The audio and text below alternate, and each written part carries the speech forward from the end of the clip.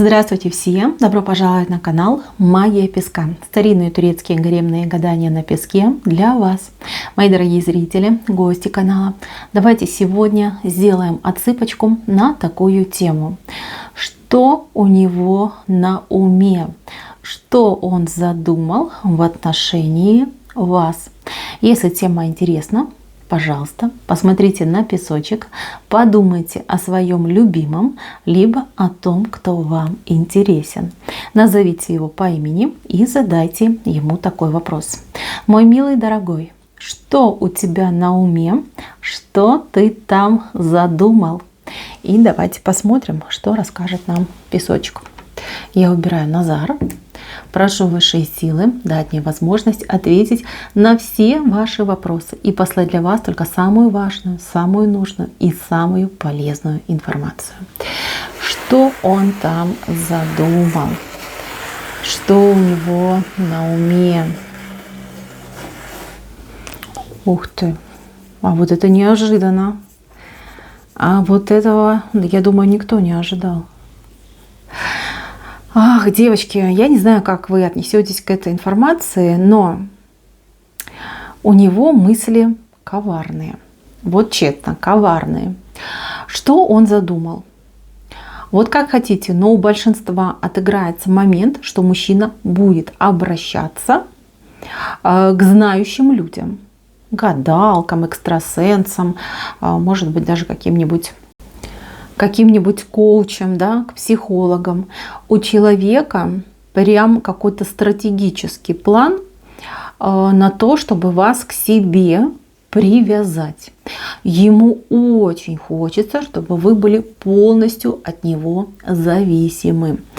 Чтобы вы без него ни спать, ни есть, да, и жить не могли. Вот чего ему хочется. От чего такие мысли? А мужчинка ваш влюбился в вас по-настоящему. И вот эта любовь просто рвет душу и сердце. Здесь какая-то, вот знаете, жуткая форма эгоизма. Вот я люблю, и я не могу ее потерять. Если она уйдет, солнце погаснет, кислород закончится, я же погибну. Он думает о себе, о своих желаниях, о своем удовольствии. Не о вас, нет, о себе думает. Я надеюсь, что это у него временное помешательство. Может быть, так случится, ну, по крайней мере, в песке он говорит, что вот первый раз его так сильно накрыло. Может, мужчина ваш и не молод, может быть, было у него там 1001 женщин до вас, ну, условно говорю. Но то, что он испытывает к вам, насколько сильно он на вас залип и подсел, этого раньше никогда не было. Таких чувств не было. Таких эмоций не было. Его, знаете, то он готов порхать на крыльях любви, то его аж трясет. Трясет от мысли, что, Господи, она с кем-то другим, она меня оставит, она меня бросит. Боже, что я буду делать? Я же погибну. Надо ее скорее куда-нибудь там, да, закрыть, спрятать, да, чтобы никто, никакой другой мужик ее не увел. Девочки, особенно если вы работаете в мужском коллективе, либо есть в вашем коллективе мужчины свободные. Он просто себе не находит места. Он словно сейчас раненый зверь. Он не знает, как поступить, он не знает, как правильно сделать. Вместо того, чтобы, да, выстраивать четкую линию ваших отношений, как-то себя проявлять, вам что-то предлагать, развивать ваши отношения, тот же брак, семью. Нет, он начинает идти какими-то окольными путями, какими-то слишком хитро сделанными путями. Вот как хотите, будет кому-то обращаться, даже может деньги немалые отдать за какой-нибудь типа приворот, да, будет вас привораживать, что прям уж наверняка, чтобы вы прям его, и кроме него никого бы и не видели, не знали, и вообще желания не было, да, на улицу выходить, с людьми общаться. Вот этот момент я вижу. Прям он сейчас озадачен этой мыслью, возможно, в поиске, возможно, уже кому-то обращался. И знаете, у кого-то отыграется, что он обращался, но обращался к каким-то, возможно, ну, не совсем, скажем так, ведающим, да, либо, может быть, даже на шарлатанов напоролся. Значит, там какая-то информация была, либо от такого типа предсказателя, либо от какого-то человека, что вы дескать, имеете интерес еще к кому-то, либо с кем-то вы общаетесь, либо может, это просто какой-то развод на деньги, когда, там, знаете, там шарлатаны говорят: ой, вижу, будет все плохо, да, давай там заплати мне денег, я тебе там наколдую. Вот, может быть, такое произошло. У мужчины случился стресс. Случился он у него буквально на днях, то есть где-то 3 дня назад. Вот что произошло у него.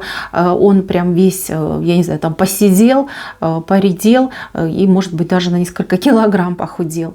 Если ваш мужчина в ближайшие, вернее, в прошедшие, да, ближайшие там 5-3 дня назад пил крепко, знайте, что вот было какое-то грязное вливание, какой-то вот прям ложной информации, которая вашего мужчину просто подкосила.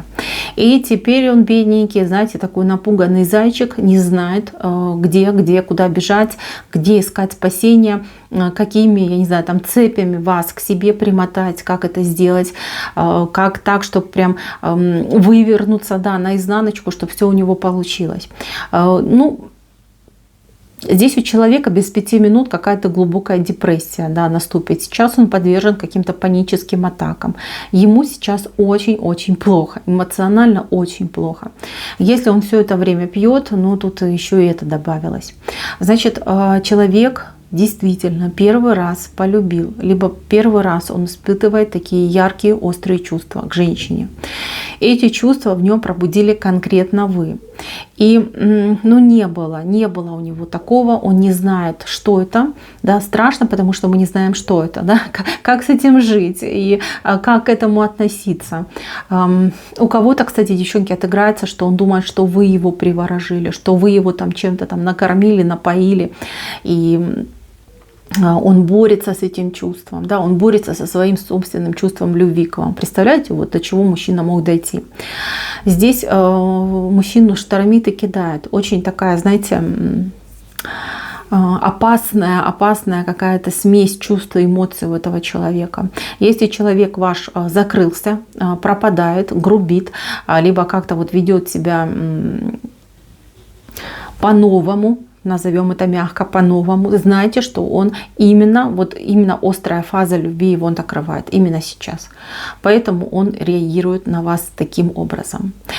Будет ли это дальше продолжаться? Нет, не будет. Он, я вижу, успокоится. Успокоится он от вашего какого-то свидания, либо от какого-то разговора с вами. То есть вы действительно имеете очень сильную власть, когда вы с этим человеком вместе находитесь. Он, ну просто, знаете, вот такой, как мягкий вот пластилин, да, в ваших руках. То есть в вашей власти, в вашей силе этого человека либо, не знаю, там, сделать самым несчастным, либо сделать самым счастливым. У вас, я вижу, будет свидание или разговор очень серьезный будет. И в этом разговоре вы настолько к нему проявитесь по-доброму, по-нежному, по-ласковому, что мужчина просто-таки растает в ваших руках. И здесь уже придет вот это осознание, что да, Боже, я же люблю, и любовь такая классная, вкусная, она меня не убивает, она наоборот меня наполняет, дает мне силы, дает мне возможности и дает мне счастье. Вот это все придет. Придет после разговора, либо после свидания. Значит, девочки, то, что он себя ведет как умалишенный, да, мягко скажу, это нормально. Это так на него действует любовь. Особенно, девочки, у кого мужчина такой постарше, да, здесь вот прям, ну, представляете, жил он, не тужил, да, и женщины могли быть в его жизни, никогда такого с ним не происходило. Теперь почувствовал, да, что с этим делать не может понять, испугался, просто тупо испугался. Значит, что еще? Что у него на уме сейчас, да, мы смотрим сейчас, что происходит. Здесь у человека на уме, да, как-то вот прям поменяться, что ли, с вами местами, чтобы не он за вами там страдал, убивался, а чтобы вы за ним, чтобы он немножечко, знаете, как в себя, что ли, пришел. Вот он не понимает, что делать, куда бежать, у кого помощи просить. Может быть даже так, что у вашего мужчины даже посоветоваться не с кем. То есть, ну, нет такого друга, либо нет такого, там, не знаю, родственника, может быть, да, с кем бы он мог поговорить, с кем бы он мог посоветоваться. То есть тяжело. С вами уж тем более он разговаривать не может.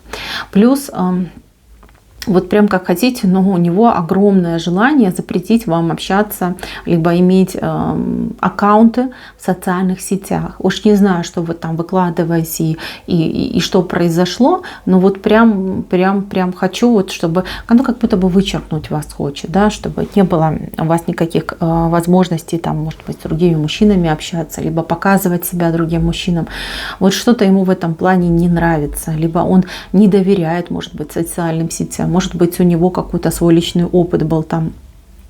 То есть, может быть, даже быть такой разговор, что если ты моя женщина, если ты хочешь, чтобы мы были вместе, удали все свои, например, аккаунты. Я вам еще больше скажу. Если вы с этим мужчиной встречаетесь, там, интимного характера встречи, он может залезть в ваши вещи, проверить ваши карманы, ваш кошелек, ваш телефон, вашу сумку, гаджеты ваши проверить запросто. Вот он хотел бы каких-то гарантий, либо быть полностью уверенным, что у вас нету, например, другого мужчины, либо интереса к другому мужчине, что вы ни с кем не общаетесь, что вы действительно его женщина, принадлежите ему, и больше как бы никого рядом вокруг нет. Так что можете даже на горячем его поймать. Девчонки, которые общаются сразу с несколькими мужчинами, будьте аккуратны, потому что этот Шерлок Холмс, вот поверьте, он найдет, потому что он прям весь, знаете, такой возбужденный, он будет прям лихорадочно вот это искать, копаться, и если вы действительно ведете переписку либо общение, может вот прям таки найти, да. И смотрите, здесь бесполезно с ним разговаривать. Даже если вы ему там на Библии поклянетесь, что нет у меня других мужчин, нет другого интереса, он все равно не поверит. Понимаете, не поверит. А здесь гормоны играют, причем прям не то, что играют, зашкаливают у него. Вы настолько сильно повлияли на его вот органы чувств, да, восприятия, и этот мужчина впервые испугался. Он испугался потерять свою женщину. Раньше, может быть, он там женщин менял как перчатки. То есть, в принципе, там каких-то проблем не было. Там плюс-минус, там нравится, не нравится. Да, лишь бы там с кем было провести время. А вот с вами все по-другому. Вот вроде как интим, например, если у вас есть все прекрасно, все замечательно, а ему этого мало. А ему хочется душевности, а ему хочется разговоров, а ему хочется видеть блеск ваших глаз, любовь в ваших глазах считывать. Вот этого хочется. Обладать вами и телом, и душой. Понимаете, вот чего человек хочет. Значит, вот эти метаморфозы у него будут длиться от недели до месяца. То есть здесь нужно просто потерпеть. Что вам нужно делать, либо как поступать, девочки? Выдержка, терпение и такт. Только в таком ключе. Спорить, доказывать, клясться, это вообще бесполезно. Он и сам не понимает, что с ним происходит. Вот он попал в шторм, да, такой 9 баллов. Его туда-сюда по волнам кидает. Настроение такое переменчивое. Я бы даже сказала, что у мужчины ПМСное состояние. Вот так тоже бывает. Не только у нас, у женщин такое происходит. А у мужчин, кстати, гораздо хуже это все происходит. Здесь и истерить может, и чудить может, все может делать.